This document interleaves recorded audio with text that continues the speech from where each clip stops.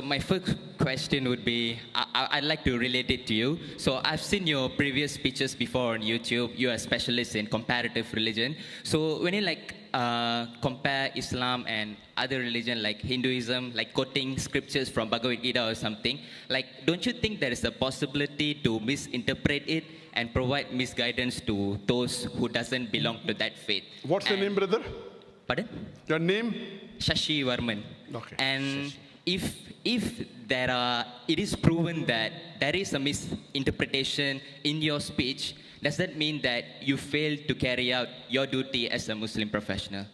The brother asked a very good question, a very relevant question to the topic. I'd like to thank him. His question is that I am a specialist of comparative religion. I prefer calling myself a student of comparative religion. And when I quote scriptures of other religion, like whether it be the Bhagavad Gita, whether Veda, whether Bible, and if I misinterpret that scripture, then isn't it wrong as a Muslim? Totally wrong. I agree with you. That's the reason after every lecture of mine, we have question answer session. Most of the religious speaker, whether it be Hindu, whether it be Christian, whether it be Muslim, most of them, majority, more than 90%, after this speech, they have no question answer session. Sheikh Didat was the first one who started, and now, mashallah, many of us, after every lecture, we have a question answer session. Why? So that if you disagree with us, you are open to ask the question. In the question answer time, if any speaker, including myself, if the questioner proves that my interpretation is wrong, if they prove to me, first I will say, I am sorry, I will take it back. If I make a mistake, as a Muslim, compulsory, I would apologize. I would first say, I'm sorry, I misunderstood your scripture. Inshallah, in future, I will not quote it. Never in my life of 25 years of dawah, more than has a single questioner, mashallah, I can make mistakes. I'm a human being. I'm not perfect. No human being is perfect. Not a single questioner ever quoted me anything and proved me wrong. Alhamdulillah. I can be wrong. I can be wrong. Therefore, we say, ask the question. If he poses a question to me, I will counter quote him and give him the quotation from his scholars. I will quote. What does Swami Vivekananda say? I will quote. So it is intellectual. That is the reason what we say, let's come for a debate. Friendly debate, no problem. But I'll only debate with someone who has some standing, not with every Tom, Dick and Harry. You understand? You know, if I can get 1 million people for my talk, largest gathering, even if we get 2%, 20,000, I will debate you. Any Tom, Dick and Harry, I cannot. So what my reason is, if you want to debate me, you should at least be able to gather minimum 20,000 for your speech. If I can get 2 million, you at least get 2%. Okay? If you can get 20,000 for your lecture, I'm willing to debate with you. If you cannot get, you give it to someone who can get. And there are many Hindu speakers in the world. There are many Christian speakers in the world who get 100,000 and more. In India, many people. You know, Shishi Ravi Shankar. He gets audiences of 100,000. I debated with him. And you know the outcome of that. Have you seen that debate? Yeah. What was the outcome? It was... What?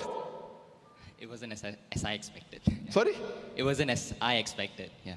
Oh, it wasn't as you expected. Yeah. But did I break any rules of the debate? Pardon? Did I break any rules of the debate? No. Did I not answer all his questions? No. Did he answer my questions? No. No. One of the most famous Hindu preacher in the world, Shri Ravi Shankar. Many people call him God. But sir, how about Sadhguru? I guess he destroyed some of your points, I guess. Sadhguru from the Yogi Foundation. Arrange for a dialogue, I will debate him. You arrange, I will debate him.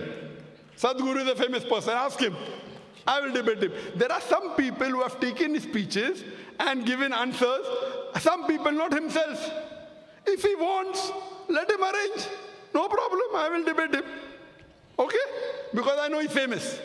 Any famous personality, if he wants to debate, I don't want to debate him. He wants to debate me, open, any topic. Any topic on comparative religion. Hinduism and Islam, no problem. Okay, I'm welcome. And if he points out anything in my speech which I said, which is out of context or which is not as per the Hindu scripture, I'll apologize. I will give him from where I got. All my research are not from non-Hindu scholars, from Hindu scholars. I give the reference. So most of the speakers say, yes, Zakir is right, but. Then the but comes. Many Hindus say, when you hear your speech, in 2 hours I've learned what I have not learned in 40 years of my life. Because in my speech I give references. Did Shri Shri Ravi Shankar give any reference in his speech? Even one reference he gave. Did he give a single reference, brother? No. In my speech, how many references were there? So who's more authentic, a person who gives a reference or a person who doesn't give a reference? He could have kept a chit. There's no objection. In a debate, you can have notes in front of you, right or wrong. I don't have notes. He can have notes. Ask if Shri Shri Ravi Shankar will have a second debate with me. Will he have? Even if you give him $1 million, he will not have. I guess he will. But if he doesn't debate you, I'm sure one day I will. Yeah. Most welcome. The day you can get 20,000 people for your audience, I will debate you. Cool. Now what you can do, question answer. Did I answer your question or not? Yeah, you did. Thank you. Very satisfactorily? Yes. I'm very happy. Thank you for accepting it. And may Allah guide you. And I'll pray for you that you come to the truth, brother. Thank you. Thank you very much. Yes, you're most welcome.